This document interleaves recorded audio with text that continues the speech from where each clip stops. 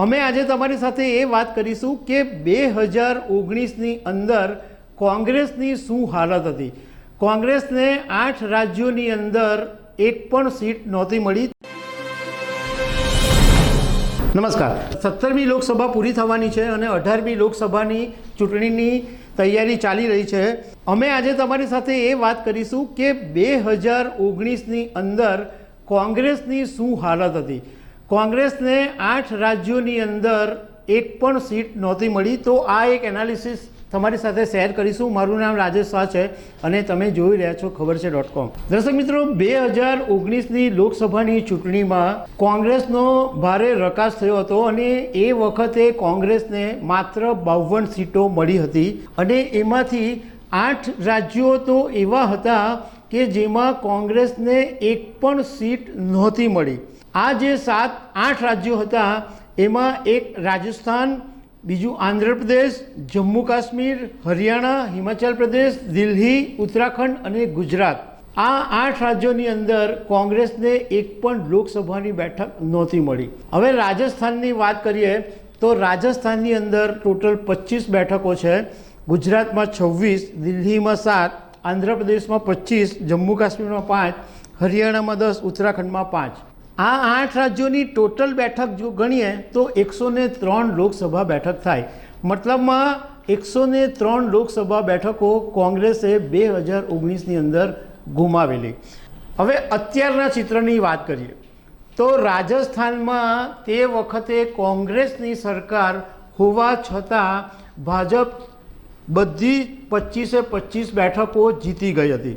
આ વખતે હમણાં રાજસ્થાનમાં વિધાનસભાની ચૂંટણી થઈ, એમાં કોંગ્રેસે હાર ભોગવવી પડી અને ભાજપની સરકાર આવી। આ વખતે પણ રાજસ્થાનની અંદર ભાજપ અને કોંગ્રેસનો સીધો મુકાબલો છે। જમ્મુ એન્ડ કાશ્મીરની અંદર ઇન્ડિયા ગઠબંધનમાં નેશનલ કોન્ફરન્સ હોવા છતાં એમણે એવું કીધું છે કે અમે કોંગ્રેસની સાથે સીટ શેરિંગ કરવાના નથી। એટલે જમ્મુ એન્ડ કાશ્મીરમાં પણ કોંગ્રેસને 2019માં એક પણ સીટ નહોતી મળી। તો આ વખતે પણ અત્યારે એમના કોંગ્રેસ માટે મુશ્કેલી ઊભેલી છે। દિલ્હીની અંદર ટોટલ 7 લોકસભાની બેઠક છે।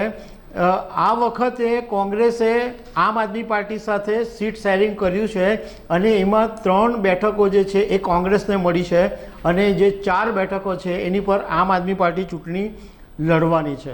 હવે 2019ની અંદર જે રાજ્યોમાં કોંગ્રેસને બેઠકો મળી હતી એમાં બંગાળની અંદર 2 બેઠકો મળેલી, મધ્યપ્રદેશની અંદર 1 બેઠક મળેલી, બાકીની 28 બેઠકો ભાજપને મળેલી। ટોટલ 29 બેઠકો હતી, એમાંથી માંડ 1 બેઠક કોંગ્રેસને મળેલી અને એ બેઠક પણ કમલનાથના દીકરા હતા એને તે વખતે ચૂંટાયેલા હતા।